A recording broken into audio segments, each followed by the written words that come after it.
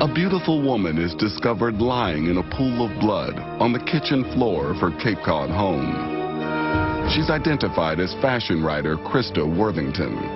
But the way she was lying on the floor, it was obvious that something horrible had happened to her. It takes police 4 years to bring her killer to trial. He seemed like someone who fit the profile of what people wanted the defendant to be. But did they get the right man for the murder of Krista Worthington?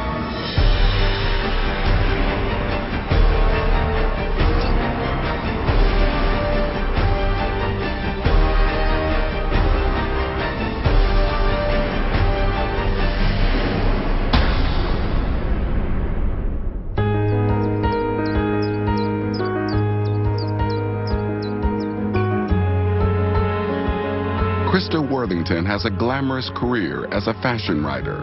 She's lived and worked in London, Paris, and New York, but something is missing from her life. She was a complicated person. It's not easy to describe her quickly. She was very beautiful. She was very smart, very creative. Krista grows tired of the high life. In 1996, she decides to return to her roots in Truro, Cape Cod. Truro has been our home, really kind of the heart of our family. Our grandparents were here for over 80 years.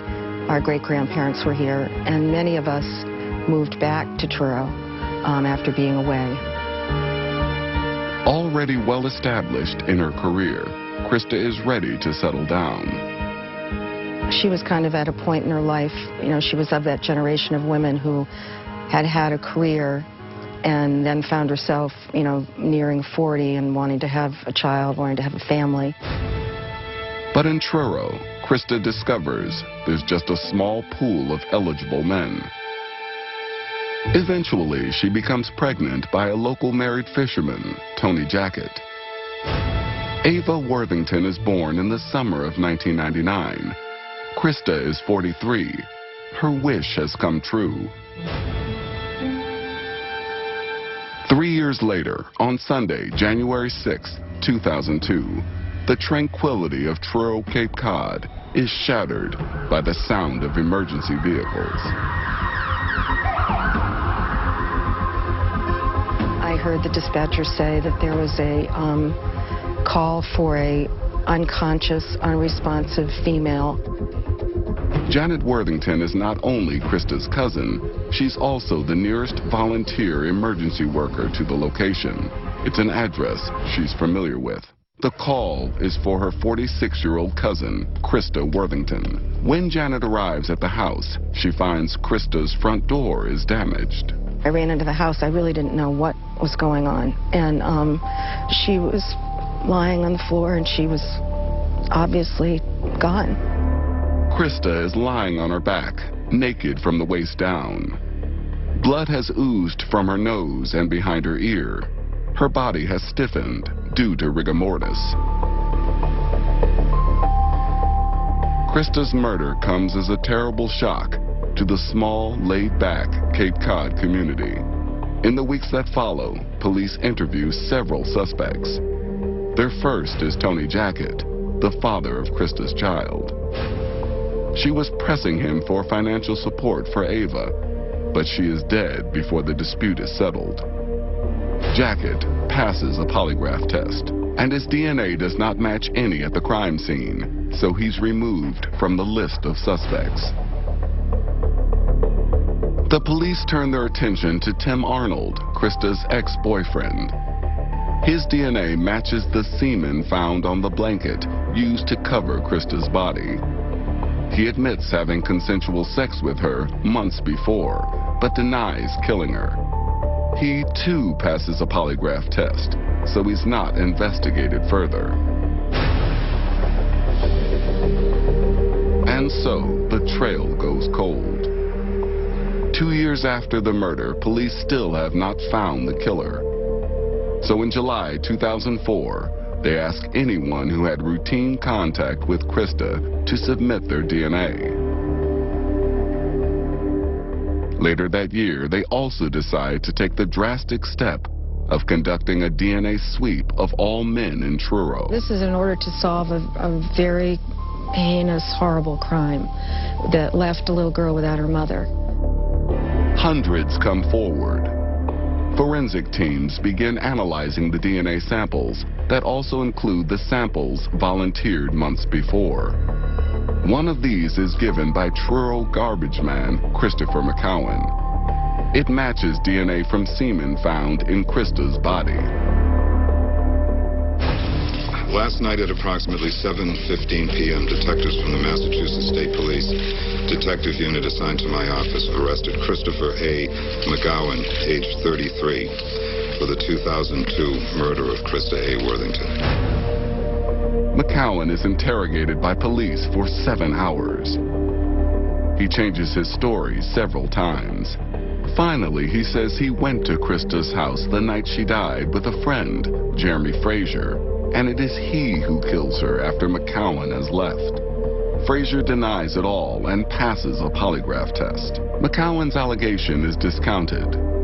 Instead, his constant story changing, his statement to the police, his DNA match, and the discovery that he has 5 restraining orders against him on Cape Cod is enough to convince the district attorney he's the killer. Did you kill Krista? In February 2006, McCowan is indicted for the first-degree murder, aggravated rape, and armed assault of Krista Worthington. I just knew that the arrest had seemed much too easy and much too pat for me to be comfortable with. Black men from the Deep South are a rarity on Cape Cod. McCowan arrived on the Cape 10 years earlier, having been released from a Florida prison for grand theft auto. All of this, George believes, plays to local prejudices. He's convinced McCowan is arrested simply because he's a convenient choice. I held a mirror up to them very early about the issue of race, and I wanted them to know that in this particular case it was an issue.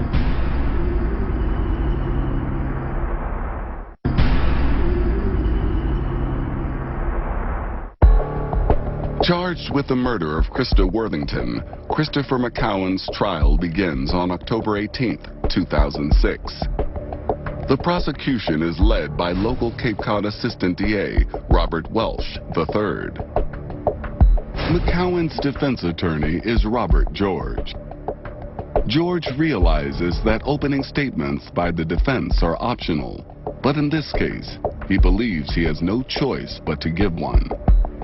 I've always believed that you have to give an opening statement, especially in a case like this, where all of the gruesome evidence is going to be laid out by the prosecutor in his opening. You know, a prosecutor's best friend is a bloody crime, a horrendous crime, an outrageous crime, because it shocks people, into voting guilty. George tells the jury to concentrate only on the evidence and reminds them of one matter he believes to be critical.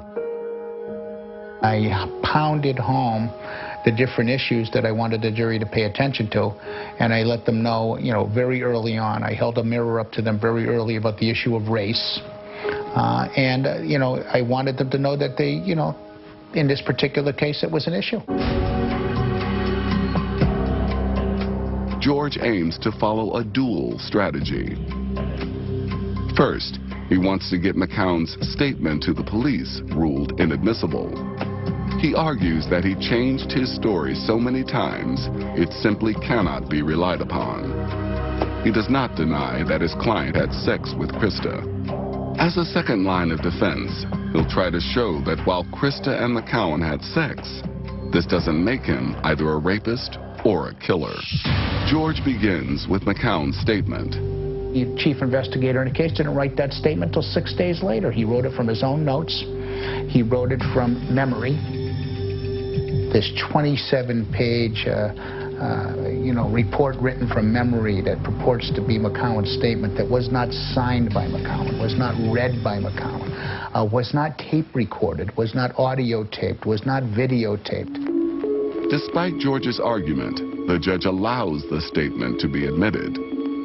George tells the jury that even if they hear the contents of the statement, they should ignore it. I want you to try to imagine if it was you, or if it was someone you cared about or someone that you loved. Would you want someone in your family to be interviewed for 5.5 to 6 hours without food, without drink, without sleep. Would you want that person interviewed, interrogated? Now, interviewed's different. This isn't like applying for a job. You know, you're being interrogated. There's all kinds of psychological warfare going on. Having won the argument over the statement, the prosecution calls their first witness, Janet Worthington. I felt that what they wanted me to testify to was what Krista looked like when I found her, and the violent, awful nature of it. She seemed to me to be almost posed by the person that had killed her, and by that I mean her right leg was, it looked as if her leg had been placed in the bottom bookshelf in the hallway where she was lying. And, you know, so that she was exposed in the most awful way. And it was shocking. And, you know, you just thought whoever did this was making some kind of statement. And I think that's what I testified to, and that's what, you know, the prosecution wanted to have on record. In cross-examination, Robert George goes on the attack. He basically tried to discredit me entirely, and it was awful. It was an awful experience. George argues that Janet herself changed her story. First, she told police she went no further than the doorway of Krista's house. But when later interviewed on television, she claims to have checked Krista's pulse. George's aim is simply to sow seeds of doubt about the prosecution's version of events. The prosecution's next witness is Dr. Henry Nields. He's the assistant to the medical examiner who conducted the autopsy. He tells the jury that Krista was killed by a single knife wound. She was stabbed with such ferocity that the knife passed through her body and nicked the floorboards beneath. But then George sets out to prove reasonable doubt by picking apart the forensic evidence. I was able to push him back almost 48 hours on time of death.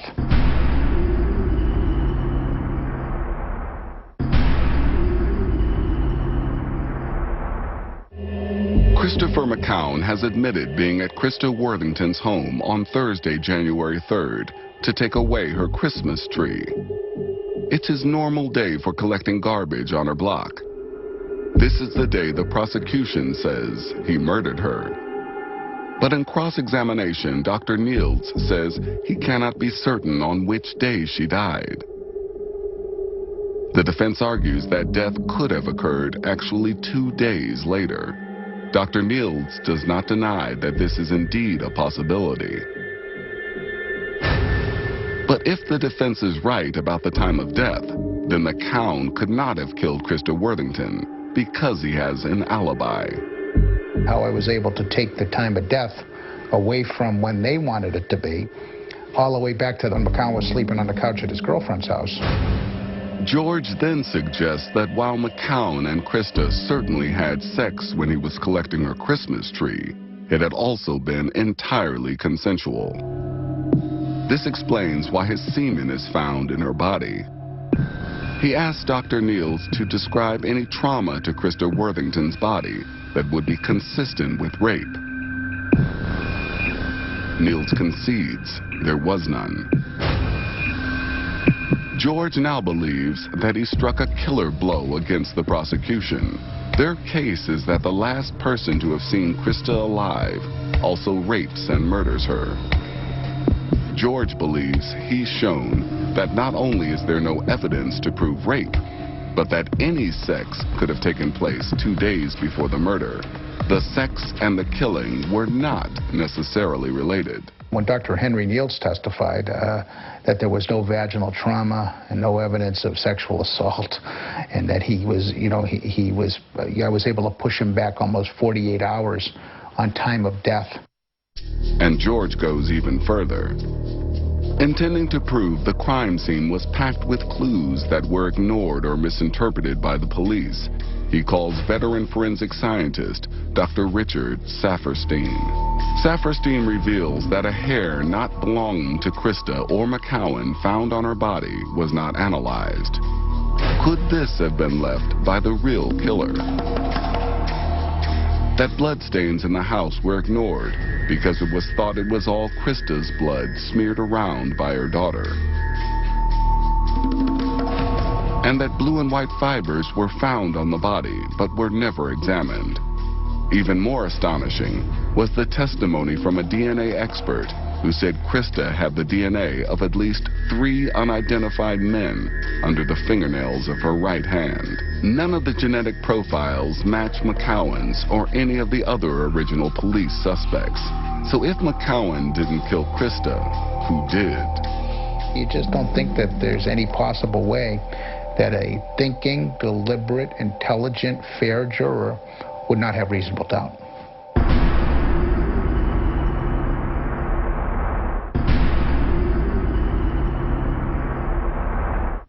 At the trial of Christopher McCowan, his defense team puts forward an alternative suspect, McCowan's friend and alleged drug dealer, Jeremy Frazier. The defense argues the police have failed to investigate him properly. Frazier testifies that on the night Krista was killed, he was wearing a blue and white sweater.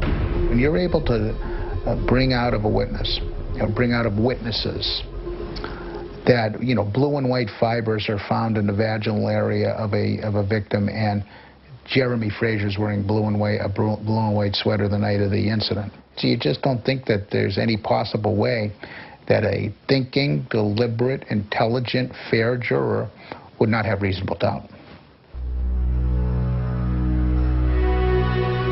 Frazier denies Robert George's accusations, and he isn't the man on trial. The fact remains, the semen found on Krista's body belongs to McCowan. In his closing argument, George sums up why the jury should have reasonable doubt about the guilt of Christopher McCowan.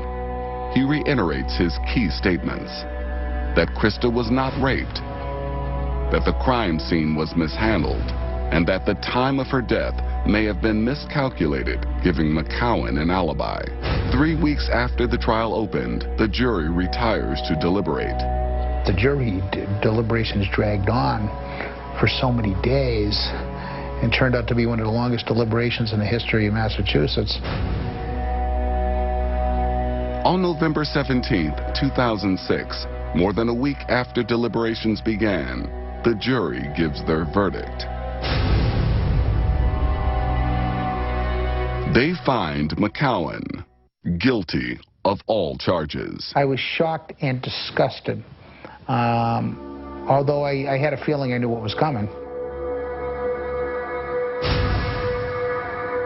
At his sentencing hearing, McCowan addresses the court for the first time. I feel sorry for the Pilgrim's family, her daughter, and her. All I can say is that I'm an innocent man in this case. Despite his plea, the judge hands down the maximum sentence. Hereby sentence you to be imprisoned at the Massachusetts Correctional Institution at Cedar Junction for and during the term of your natural life without the possibility of parole. For the Worthington family of Cape Cod, no sentence will compensate them for the loss of their loved one. People say, oh, at least you had some closure. It didn't feel that way to me. It just, in some ways, it confirms your worst fears about what happened to your loved one. I think for my family and for me, it was shattering, and it continues. I mean, it shattered our lives, and our lives have not been the same, and probably won't ever be the same. There are still a few twists in this case. Just over a year after the trial, Robert George is handed evidence from one of the jurors accusing fellow jurors of being racist. George argues his client did not receive a fair trial, and that perhaps the jury made up their mind long before it even began. I was disgusted that any juror could just put it all aside invoke guilty because they thought he was guilty. Just remember, thinking someone's guilty is not enough. Thinking they're probably guilty, possibly guilty, most likely guilty, you know, I think he's guilty, that is not enough. The original trial judge, Gary Nickerson, takes the allegations seriously and recalls the jury to face questioning. But after a lengthy investigation, in April 2008, he rules that the charges of racism are unfounded and that the trial was fair.